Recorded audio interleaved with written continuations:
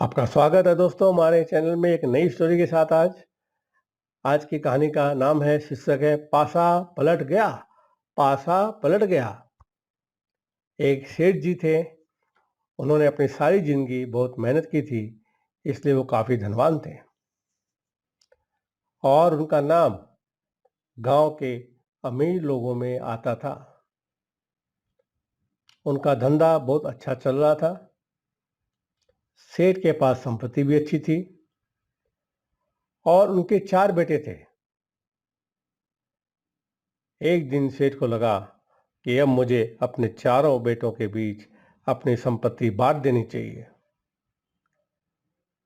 उन्होंने अपनी सारी संपत्ति का हिसाब कर दिया और अपने चारों बेटों को कितना कितना देना है उसका भी हिसाब कर दिया। उनके चारों बेटों ने कहा कि हम सब मिलकर आपको 3-3 महीना रखेंगे। ऐसे चारों ने मिलकर पिताजी को 12 महीना मतलब 3-3 महीना रखने का प्लान बनाया था। सेठ जी को भी अपने चारों बेटों के इस इरादे से कोई समस्या नहीं थी। अब सेठ ने और उनके चारों बेटों ने ये संपत्ति बांटने का फैसला गांव के सरपंच के सामने लेने का निर्णय लिया।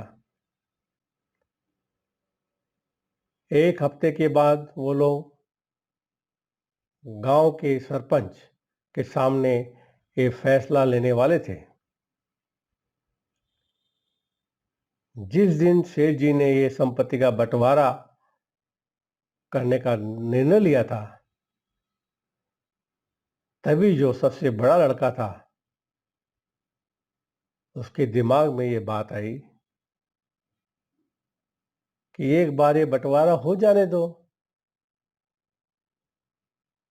उसके बाद मैं पिताजी को 3 महीने क्या 3 दिन भी नहीं रखूंगा। यह दोस्तों 3 दिन भी नहीं रखूंगा। वही बात बाकी तीनों के दिमाग में भी आई थी।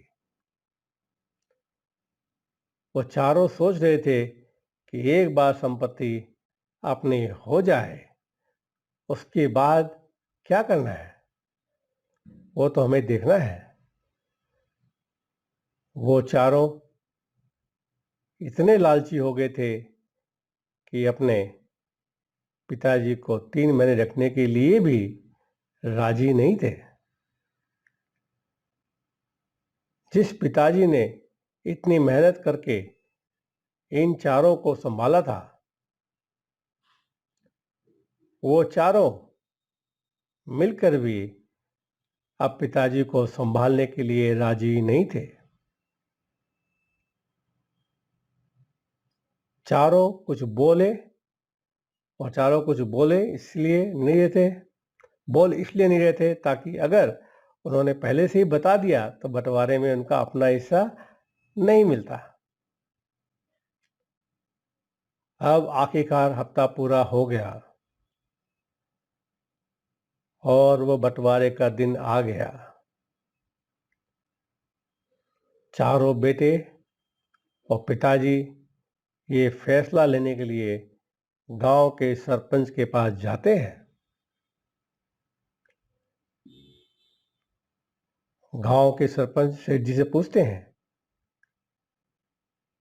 कि आप अपनी सारी संपत्ति अपने चारों बेटों को बांटना चाहते हो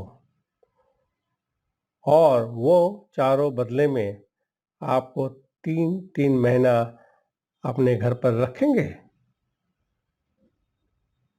क्या आपका यह अंतिम फैसला है? तभी सेठ ने कहा, जी नहीं, मेरा अंतिम फैसला ये है कि मैं अपने चारों बेटों को 3-3 महीना अपने पास रखूंगा और बाकी के 9 महीने वो अपने हिसाब से रहेंगे। सेठ का अंतिम फैसला सुनने के बाद चारों बेटे के पैरों के तले जमीन खिसक गई और वो चारों हक्के बक्के रह गए। वो सोच क्या रहे थे और हुआ क्या? सेठ जी ने तो पासा ही पलट दिया।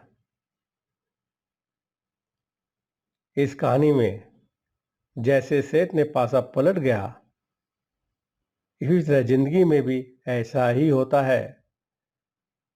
अगर हमारे इरादे सही ना हो तो कभी कभी भगवान ऐसा पासा पलट देते हैं जिसकी हमें भनक भी नहीं होती।